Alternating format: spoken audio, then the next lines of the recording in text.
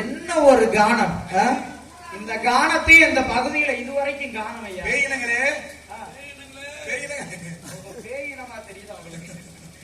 பேர்பட்ட அழகான நாதம் ஆலோலம் சோ ஆலோலம் சோ என்று இனிமையான ஓசையாக கேட்கின்றது. இப்பேற்பட்ட நாதம் எங்கிருந்து வருகின்றது? சப்தமேதங்கள் குறையாத இசை நாதங்களை கேட்பவர்களுக்கு என்றென்றும் வற்றாத செல்வமும் மாறாத ஆனந்தமும் உண்டு என்பார்களே, அப்பேற்பட்ட குரல் அல்லவா இது?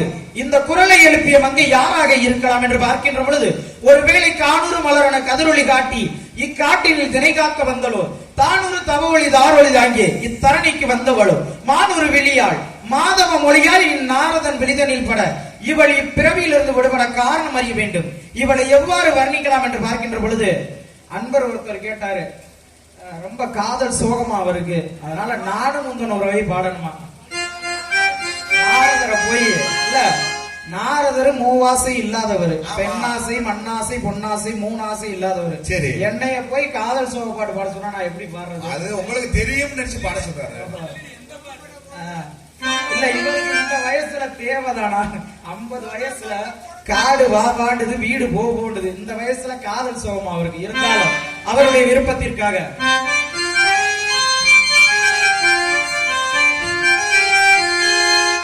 நானும் உந்தன் உறவை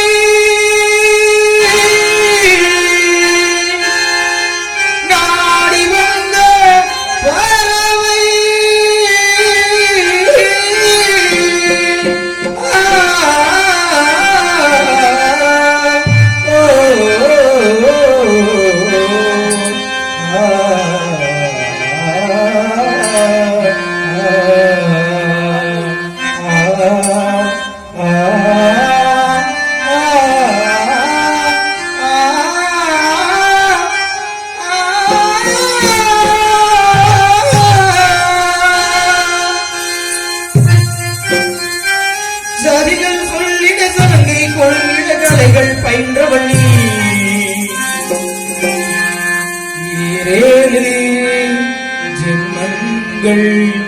எடுத்தாலும் முனை சேருவே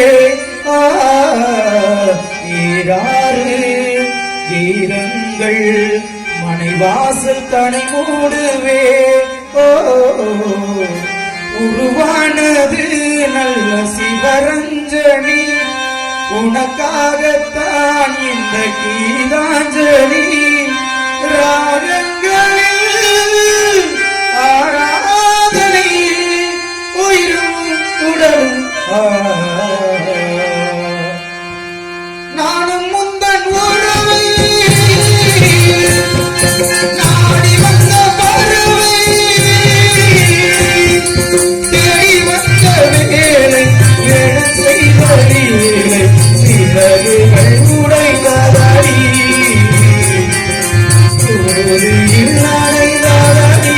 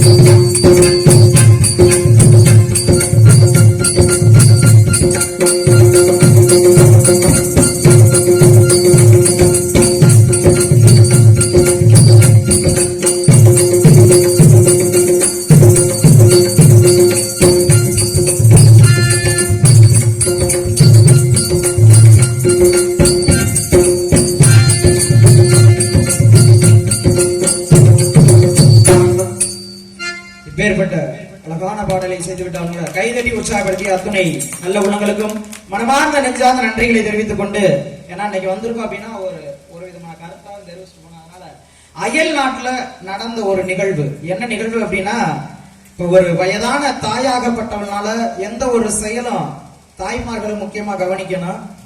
இது அயல் நாட்டுல நடந்தது. செய்தித்தாள்ல படிச்ச ஒரு செய்தி. என்ன செய்தி அப்படின்னா, ஒரு தாயாகப்பட்டவளுக்கு வயது முதிர்ந்துருச்சு, அந்த தாயினால எந்த ஒரு செயலும் செய்ய முடியாது அப்படின்னு மகனாகப்பட்டவன் நினைச்சிட்டான் அப்படின்னா, அந்த மகனே மருமகளுடைய பேச்சை கேட்டு அந்த தாயை எங்க கூட்டி போவானா, மலை உச்சிக்கு கொண்டு போயிருவானா.